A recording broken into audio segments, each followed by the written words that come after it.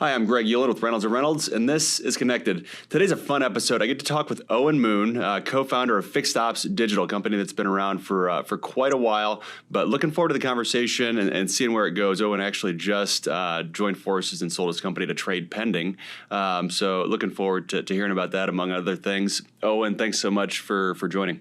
Yeah, thanks for having me. Looking forward to this. Absolutely. So, Owen, maybe start with a little background on you, kind of how you got into auto retail, and what you've been doing since you've been in. Obviously, it's been quite a journey, quite a ride, and just had a new twist here, a couple months ago. But share a little bit of your background, if you don't mind. Yeah, I've had an interesting run in the automotive industry. I consider myself kind of an OG of the industry. This is my 23rd year actually working with car dealerships.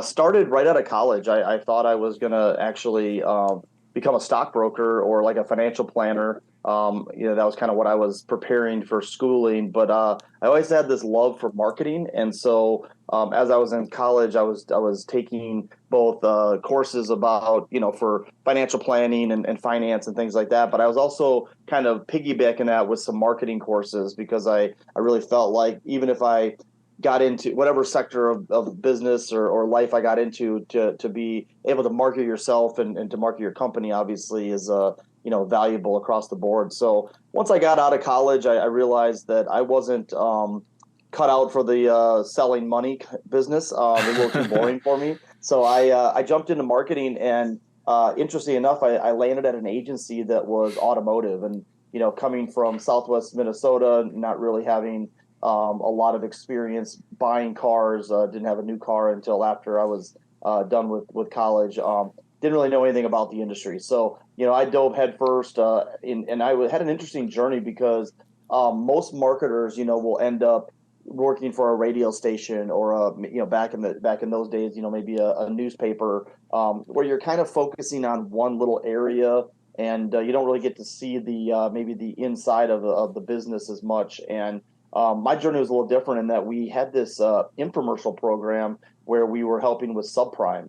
And so I spent my first 24 months traveling around the country setting up subprime departments, which were very new back in the early 2000s. And so it gave me a chance to really be on the internal side of the dealership and learn it from the inside out. And, there was valuable information that was able to get carried through my career. And I even find myself now, as we are strategizing and kind of looking at the industry today, kind of can learn from the past, right? And sometimes some of the things that I see happening today were things that I recognize that were maybe challenges or opportunities in the industry, even 20 years ago when I was kind of just starting out. So I've been very blessed. It's obviously been an industry that's provided me a lot of opportunity. And it's been a crazy journey. I think the industry obviously is ever evolving, but I wouldn't change it for the world. And I've enjoyed really being an ambassador for the automotive industry. So.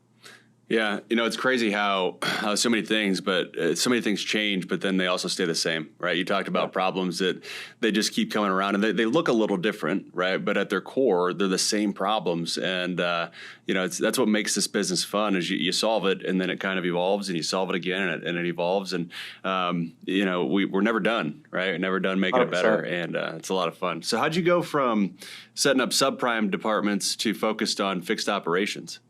Yeah, from fixed ops, from the subprime side, I found out really quick that I couldn't spend my entire life on the road, right? So, because we were setting up, apartments for 90 days and going in and actually setting up the banks and helping set up the inventory and the advertising. So we were kind of a full, it's almost like a full solution. And so we really kind of took some of those relationships and catapulted them into doing more full service. The agency that I was with, they were a big full service agency in their prime, and so that was just kind of one of the things that we realized that hey, we can still do some of the subprime stuff, but then also evolve into more of what they call full service agency work and that type of thing. And so I just was kind of plugging along doing that for years, helping dealerships. And about 2000 and I think it was end of 17.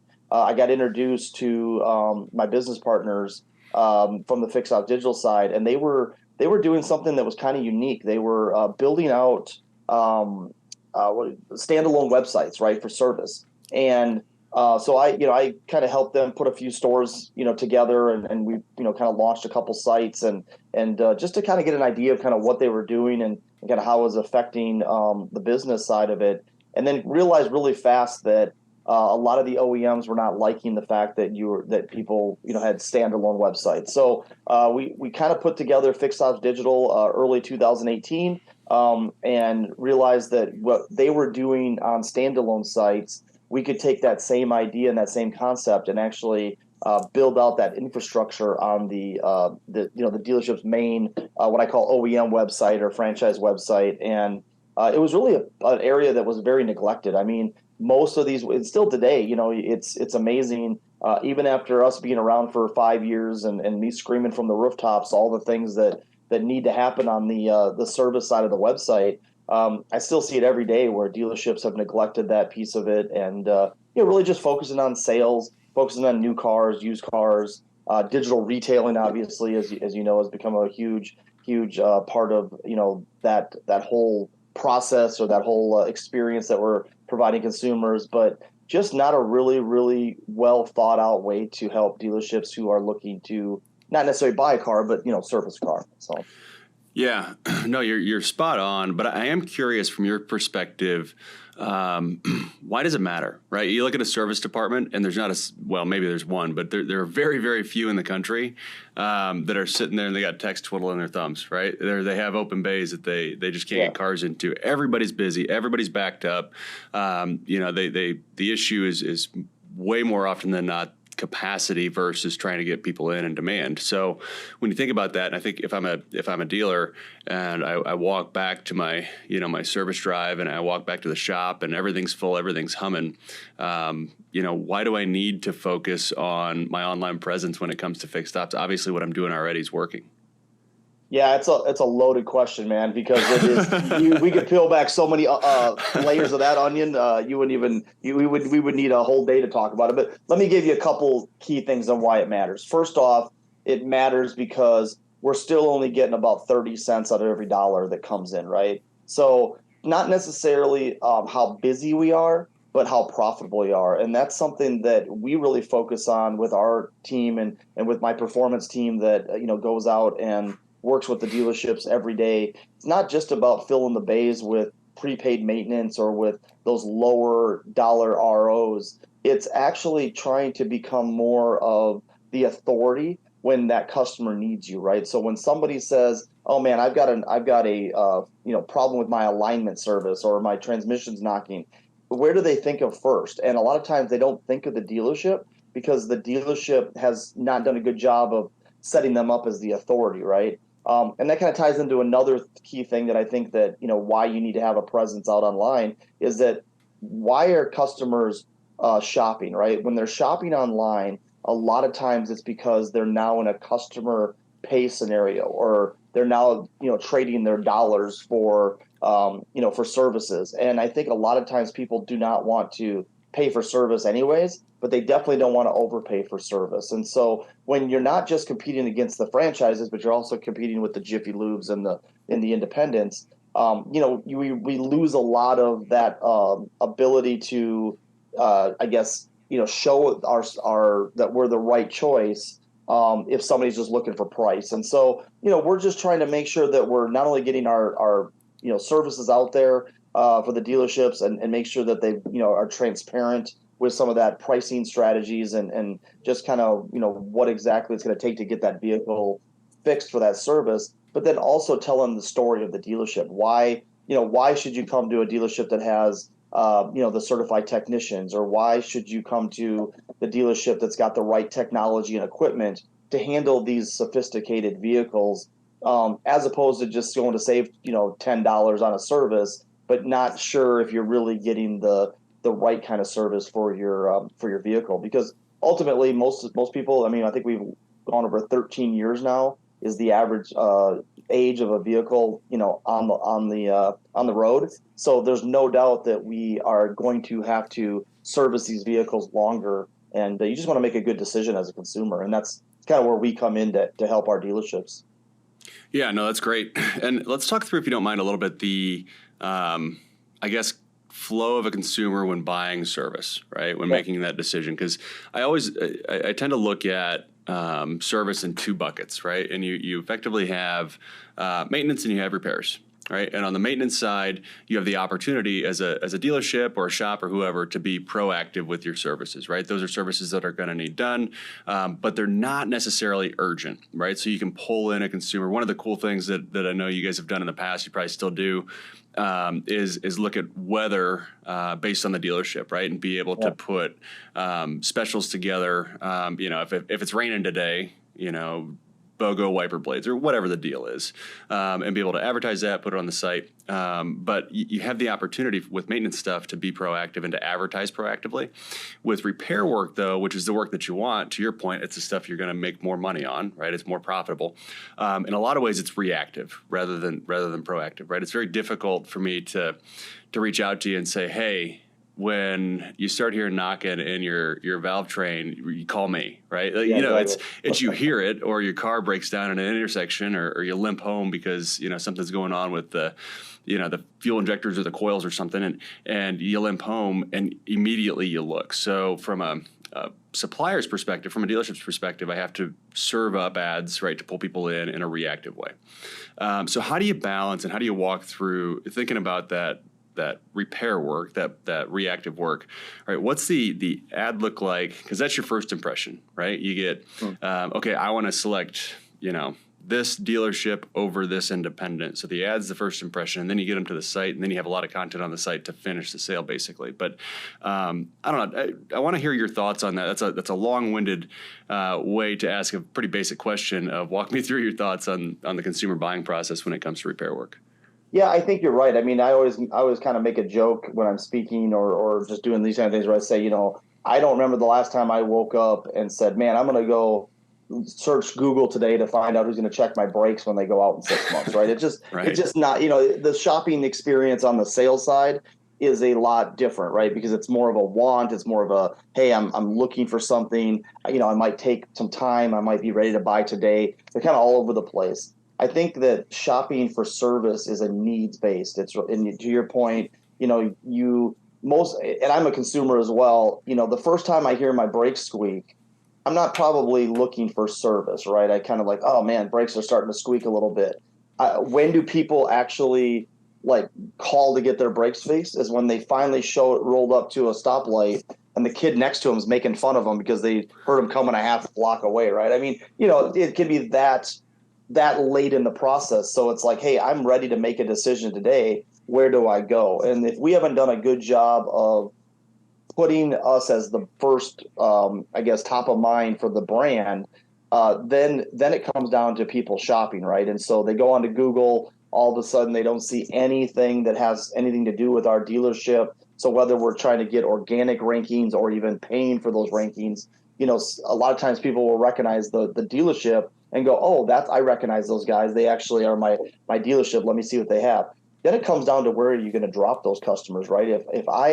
If they always say that, the more clicks it takes, the chance of that person bouncing increases exponentially, right? So I shop a lot online as well. And if you send me back to the homepage or you send me to a page that isn't relevant to what I was looking for, it makes it a lot tougher for that consumer to shop. So kind of building out that infrastructure on your website helps that, because if someone's looking for an alignment service, let's drive them to a piece of content that talks about alignments. Let's show them the price of that alignment. Let's make sure that they can schedule service or maybe call into our business development center and ask some questions.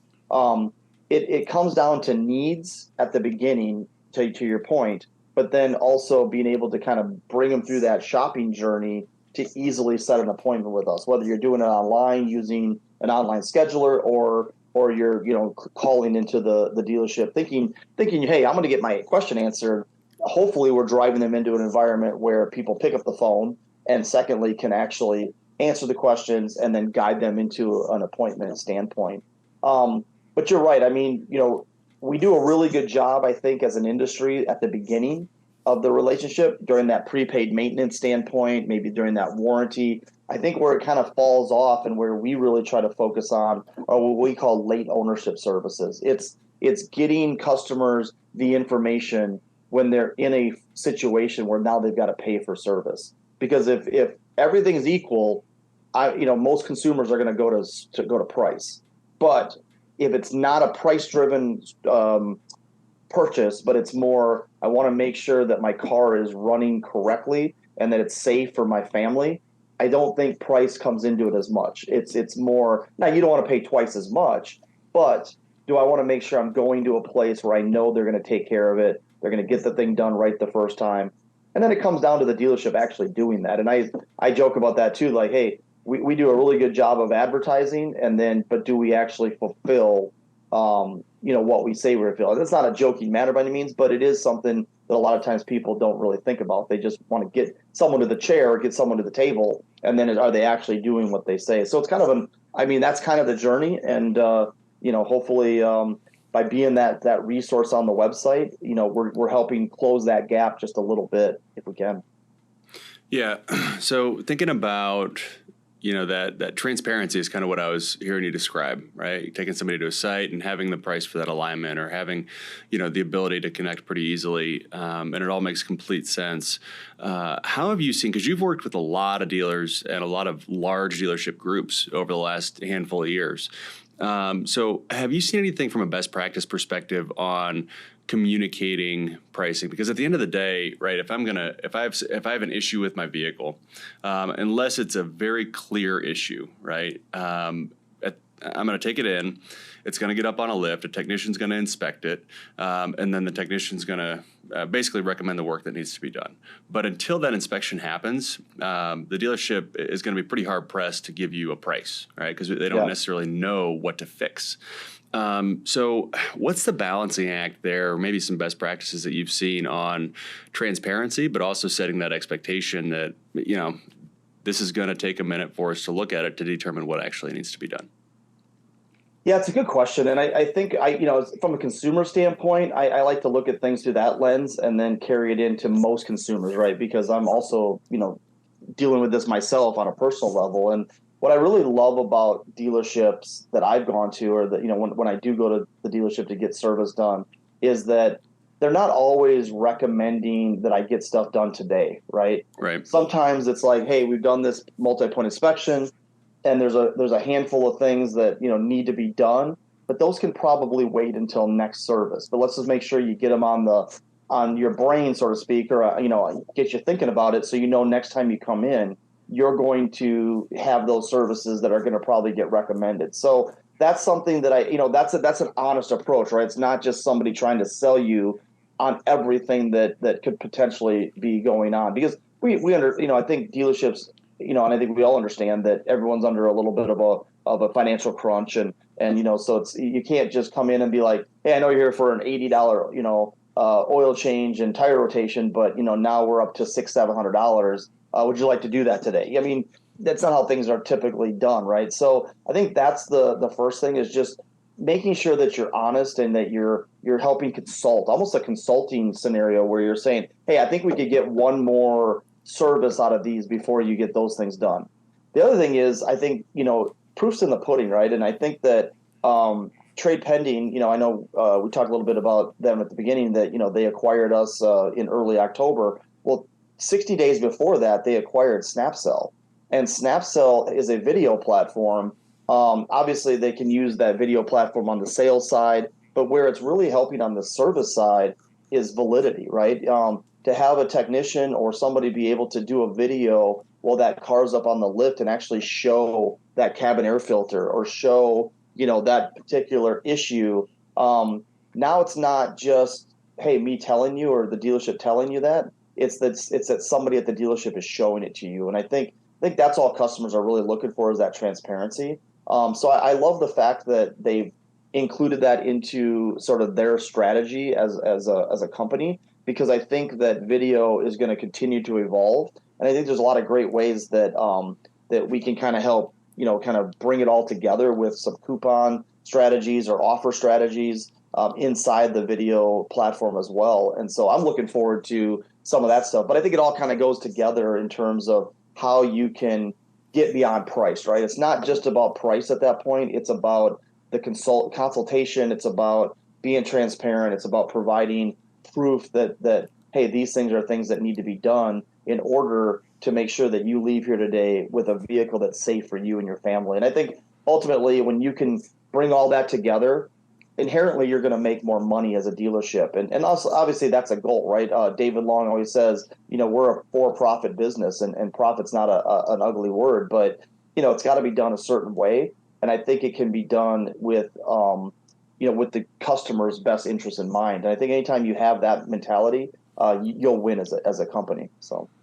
Yeah, I agree. And at the end of the day, you're providing value, right? It's okay to profit as long as what you're profiting is equal to or less than the gap in value that you're creating for the person giving you the money, right? For the customer. So that's what dealerships I think are great at is filling that value gap. And that's a reality. That's not I don't think that's a positioning thing. I don't think that's a marketing thing. I think dealers really truly are excellent at creating value, and that's definitely not a bad thing. There were a couple of things that you touched on. I just wanted to unpack a little bit. So the first one was talking about those repair items that need to be done maybe the next visit or 2 visits. So kind of those yellow items, right? Where the technician's identifying those. I would add to that, and maybe you agree, maybe you don't, you'll tell me, but I would add to that when delivering those, it's extremely important to have an accurate quote delivered to the customer, and then that quote saved with that customer. So the next time they come in, or when you follow up and market to them later, they're not surprised by anything because they need to, in many cases, budget for it. To your point, if somebody says, "Hey, I need $800 today," like, hang on. Yeah. But if you tell them, your vehicle is probably going to need $800 worth of repairs in 4 months or 6 months, they can mentally prepare, and if necessary, they can budget for it. But again, it's also important when they come back in for it to be $800 and not $1,250. Yeah. Yeah, I agree with that. And I also think there's got to be options, right? I mean, one of the things that we did, I think it was mid 2021, is we put together a partnership with 2 different repair finance companies. One was Sunbit and the other was Dignify. What we realized was that a lot of the dealerships were not utilizing the repair financing opportunity as well as they could. And what I mean by that is that a lot of times it was being sort of introduced at a friction point. To your point, you've come in for $100 service and now it's going to be $600-700. The first thing a customer typically wants to do is flee, right? They're like, "Get me out of this situation. I don't have the money. I don't want to have to go into it why I don't have the money per se, but I just kind of want to get out of the situation." And so next thing you know, their guard's up and they're saying, "Oh, I'm not interested. Don't ask me about that. Whatever." What we realized really early is that if we could pre-market that we do repair financing, that you can buy some of these services on a monthly type of scenario, maybe on a short-term loan type of scenario, it would do wonders for the dealership, not only from being able for perceiving from the customer, but also from just the ability to be able to drive more customer pay revenue by utilizing some of those services. And so it's worked really well. We've seen nothing but increases in pre-approvals. We've been seeing increases in, the customer pay scenario that the dealerships are actually generating. Yeah, they might have to pay a little bit of a fee, but it's usually from an RO ticket that they maybe would have not gotten otherwise. And that's something that we've always been big with. And I think that, with Trade Pending now acquiring us, I feel like it's going to continue with some of their products, is trying to bring products together or vendors together as opposed to siloing everybody. And we've always been big in that, especially like with the Sunbit and Dignify scenario. It's like, if you're utilizing those companies, let's work together to figure out how to, create the best shopping environment for the consumers. And there's a lot of great ideas. We haven't put a lot of them in play yet, but I think things that can really drive that value for the end customers, which is the service customer. Yeah, I love the idea of proactively marketing repair financing. Because I think what I'm more familiar personally with Sunbit and kind of what they do and how they operate. I assume that the other one you mentioned is extremely similar, but they really do make it a lot easier for a customer to say yes. But I like the way you frame that up is don't introduce it at a friction point, because once you're there, then you have to overcome something, right? If you introduce it early on and at least make the customer understand that there are options or help them understand that there are options, then when that situation arises, there's less friction, right? Which is what you're trying to do. The other thing that you mentioned, Owen, that I wanted to dive into was Snapcell and video in general. Yeah. And this one is really interesting to me. I mean, we're all in on video as well. I mean, we've done a lot of work with consumers over the last couple of years and asking them, what do you expect? What do you want? What would you pay more for? And one of the areas that we had a lot of discussions around were videos and pictures, right? And you ask consumers, what do you want in a service visit? And you get to this pictures and videos conversation. And I mean, I think the number 68% said, yeah, I really would like to see, and I would pay more if I had the confidence that the repair being recommended to me was actually needed, right? So pictures and videos hold a lot of value for consumers. But when they're delivered, there's also this caveat of they have to be done well, right? So you have a technician with their phone and trying to take a picture or a video, and it's not well lit, and there's a grease smear on the lens, and it's just maybe it's good audio, maybe it's poor audio, maybe there's stuff going on in the background you can't really hear them. So anyhow, I do believe that there also needs to be a focus, and I'm curious, as you've been exposed to this a little more, what your thoughts are on training from a technician perspective, especially on how do you do these videos, and then also what's the result, because obviously that's not your core job. Your core job is to diagnose and fix the vehicle. The advisor's job is to sell the work. But if you can document why it's needed and you can do that effectively, more work's going to come back to you, right? At the end of the day, and that's that high dollar work that you were talking about earlier, that repair work, that highly profitable work. So I'm curious what you've seen or what your thoughts on there are on video creation. Yeah, it's a great point. It's a valid point. And one thing we know is that the technician job in the automotive industry is typically a little later job or how do I say this? We know that technicians are sort of aging out in our industry, right? They're in their 60s in a lot of cases and stuff. And I'm 48 years old and I'm still not great with video. Like I didn't grow up in that age, right? So I've had to teach myself how to utilize social media and video and things like that to be effective. Imagine somebody 20 years older that has been a technician their whole life, where they've been in the back turning wrenches and working on cars. They don't get that customer interaction as well. So 100%, it's definitely a problem, not a problem, but a challenge for the industry is to get those technicians comfortable with being on video. I will say this. The nice thing about it, and I think the ones that have been able to embrace it and do a good job, because they know the product or the information so well, right? When you know the information, I always know that, like when I'm speaking in front of an audience, if I know the information really well, or if it's something that I've been talking about or had sort of access to for a long time, everything's a lot more natural. I feel more confident, that type of thing. I think that's where the technicians can really help, because everything that they talk about is what they live. And so, even if you say, hey, look, just get into it, don't try to do a big intro and outro and all that stuff. Just be like, hey, Owen, I'm here. I'm working on your car today. I noticed a couple things, so I'm just going to show you exactly what I'm seeing. And then that way you can make a good decision, and then get them right into the part where they're comfortable, because they're the experts at that part of it. Now all of a sudden it should at least flow a little bit better. But you're right. Just like anything, it's all about training. It's all about doing role playing.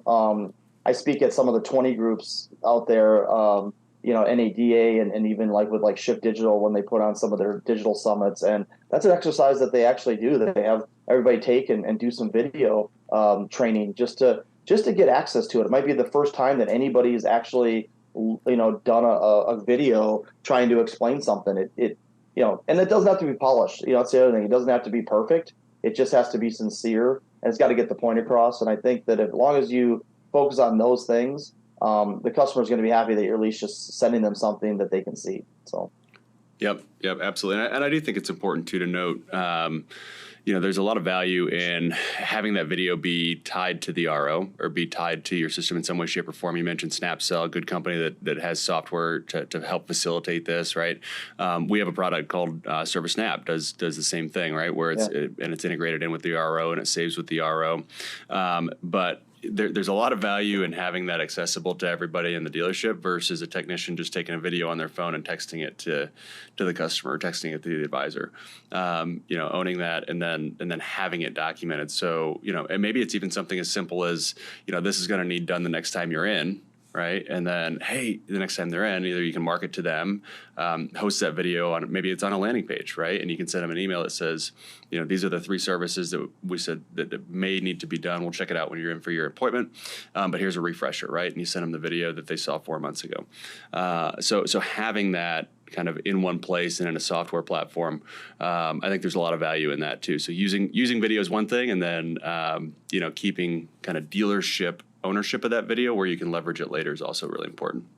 Well, there's so many laws these days from solicitation on text message and different unwarranted, communication strategies and things like that. So I think it has to be done through the dealership. I also like at any time you can, put together, I know, we talk about what we've been talking about is a little more of that one-on-one, but I think it can also be done through other videos that can be reused with different clients. If it's not something that's directly affecting their service today, but more of a branding message or things like that, it's great to have those canned videos waiting to be able to send to a customer. And then maybe even letting customers schedule online, maybe let them pay online, or pay through these different interfaces. A lot of different things that drive that whole consumer experience, which I think is definitely a buzzword that's been in the industry now for a couple of years. Is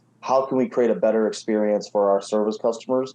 Because we know that we're not the cheapest in most cases. We know that we might not be the most convenient because sometimes we're out. To your point at the beginning of this discussion was we're out maybe a week on an oil change or on some sort of a maintenance type of scenario. So what things can we do to let customers understand that, hey, we're still the right option, even though we may not be the cheapest and we may not be the most convenient? Because ultimately that's what the Jiffy Lubes, the Pep Boys, all of them they've been screaming that from the rooftops for years online, is that they're the cheaper, more convenient option. And, we got to get better at that. There's no doubt. I think as an industry, we have to get better.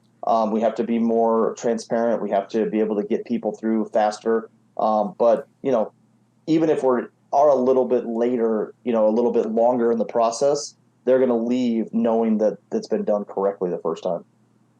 Yeah, no, that's great. That's great. Well, Owen, if you don't mind, I want to shift gears a little bit and talk about the recent acquisition. It's exciting stuff. Hopefully for you, it's exciting. But I think about, you mentioned that you had started the company Fixed Ops Digital in 2018. You said early 18, so that wasn't that long ago, right? Wow. That was less than 6 years ago, and then coming kind of into this new world of an acquisition and joining Trade Pending, which Trade Pending is also interesting because they're owned by, I forget the name of it, but it's a private equity firm, right? So that adds a different layer to the transaction, which is interesting.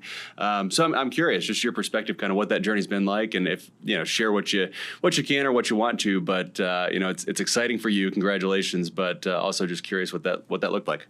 Yeah, thank you. It's been it happened. Everyone says it kind of happened fast, but it was actually a 2-year journey with the Trade Pending team. I remember the first time I met with Joe Dallas and a gentleman named Jim.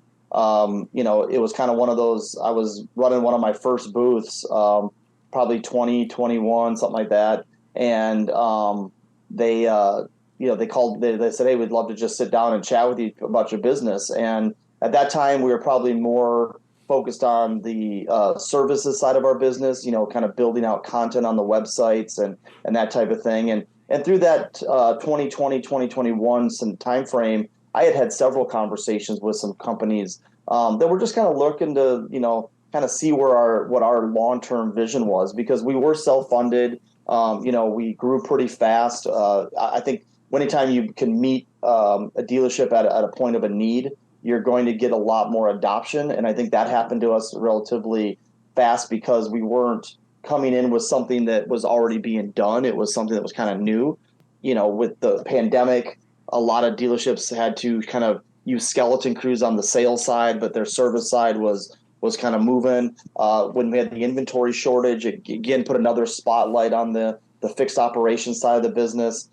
It catapulted our growth. It just we kept doubling and adding more people and that type of thing. And so when we sat down I sat down with my partners and I said, okay, who are we looking for? Like what type of company would we like to put our small boat maybe on a bigger boat? And